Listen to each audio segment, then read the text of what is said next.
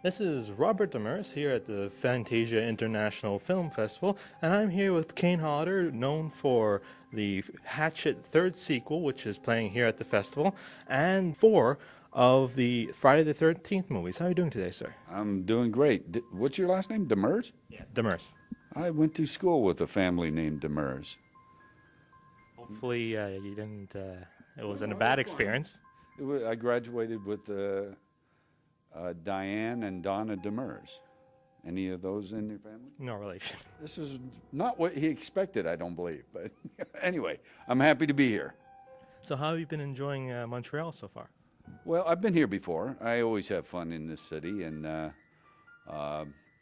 it's good to be back. I'm only here for a short time this time, but it's a fun place to come. Now, the third sequel of the Hatchet series is playing here at the festival. How was it filming the film? It was good. It was very difficult because it's always hard in the makeup. I have 3.5 hours of makeup to put on. It was a little easier this time because we changed the composition of the makeup, but it was also difficult because we shot this one in New Orleans in June of last year. So you go in the swamp at night in June in New Orleans, pretty much of a bad combination for mosquitoes. And everybody got bitten like crazy with mosquitoes. And I had the makeup on, so I had all my mosquito bites on my lower arms. And at one point I asked the medic, I said, is there ever a time where you have to worry about toxic problems from mosquito bites? He says, yeah, but you have to have over 100 of them before you ever worry about that. So I went back to the hotel and counted, and I had 120 at the time, just on my arms. Talk about not being able to sleep. You can't stop scratching. But because of shooting in New Orleans, the scope of the movie is way better. It looks amazing. Can't wait to see it with the Montreal audience tonight. I'm going to be there too, so I'm looking forward to it also.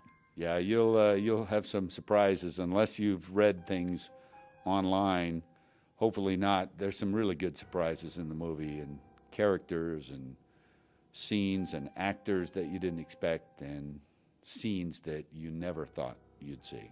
So, well, I do know that Derek Mears, who plays Jason Voorhees in the Friday the 13th remake, is playing one of the characters in the film. How was it working with your fellow Jason? it was great. Derek and I are friends, and he plays the head of the SWAT team, kind of a dickhead, but he plays the character very well, and he and I have a face-to-face scene finally, Jason against Jason, and I don't want to really spoil it, but it's pretty shocking what happens. Obviously, there's a big fight going on with that. Was it a little bit gratifying to shoot that scene? Well, it certainly wasn't horrible to kill another Jason, no. I mean, I killed Kurzinger in Jason Takes Manhattan. He played Jason in Freddy vs. Jason, so I killed him also. I've killed Freddy Krueger in the first Hatchet, Candyman in the second one, Leatherface in the second one, so I might as well kill Jason in this one. Oops, I gave it away. Only one of us survives. It's not Derek. I think it's pretty obvious since you're the star of the film. Well, yeah, I mean, it pretty much goes without saying that I'm probably not going to be killed by him, so just the way it ends is pretty amazing, though. For you, how is it different from playing Victor Crowley versus Jason Voorhees?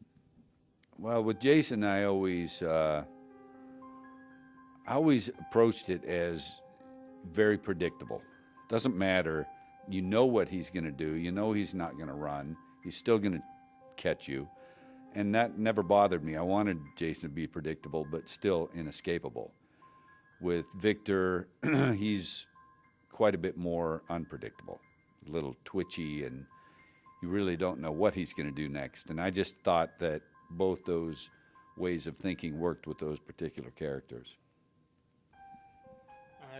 You've worked with Adam Green now for around 6 times over various films. Will you be working with him again anytime in the future?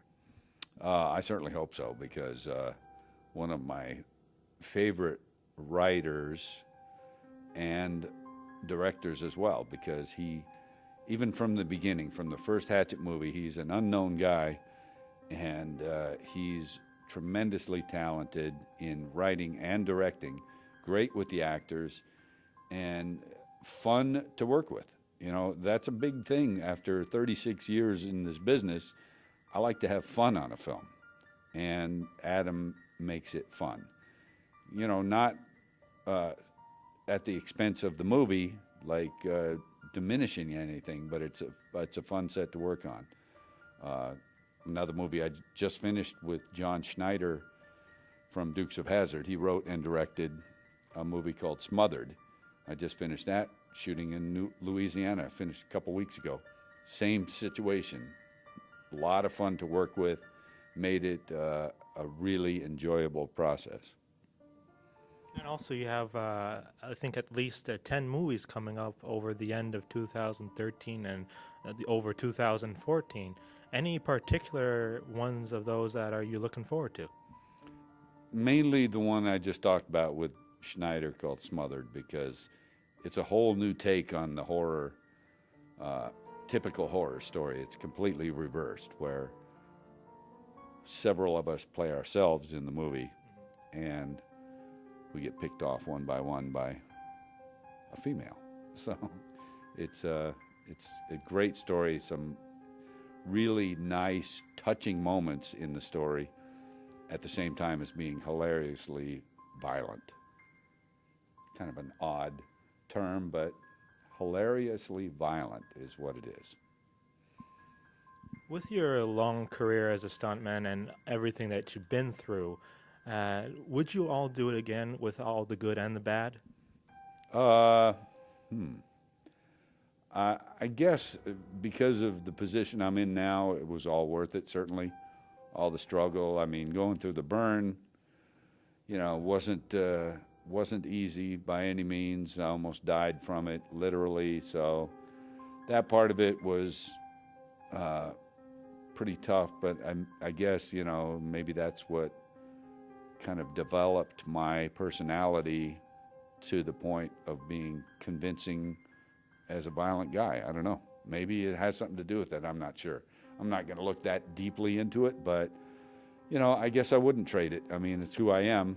I carry the scars, and I'm able to help people that need help going through the same situation. So I was able to help raise some money for a buddy of mine named Tripp, who was burned recently, more than 85% of his body. And he's only 8 years old. And I know how it is to go through that stuff. And so being burned is the kind of injury where it's one of those things that if somebody's telling you what to expect, if they don't have burn scars on their body, you don't listen to them, unfortunately, because you really have no clue. I don't care if you've been working with burns your entire career, you really don't know what it's like. You can't even imagine what it's like to be burned. So the biggest help is to talk to someone who's been through it. When you're at your worst point and most emotionally fragile from the burn injury, because it's not only physically horrific, but you have to realize you're going to carry the scars for the rest of your life, so you have to deal with that too. So it's a terrible injury to go through, but when you can talk to somebody that can tell you what to expect from experience, you'll listen and you appreciate that. So because of that, I'm willing and able to do as much as I can for burn patients. And helping all these people and seeing their conditions and that's similar to what you've gone through personally, what has it meant to you that you get to help these people at least feel go through it a little bit easier? It's very gratifying, because I was helped during my recovery. Two people in particular, one guy I never met, I was in the burn unit, and in this particular unit in San Francisco, from my bed, I could see out through a window to the nurses' station. That's how all the beds were in the burn unit. And I saw a guy out with the nurses. I was at my worst because you go through so many emotional things when you're burned that you don't even know if it's worth continuing and stuff like that. So you get very depressed, even when you're recovering.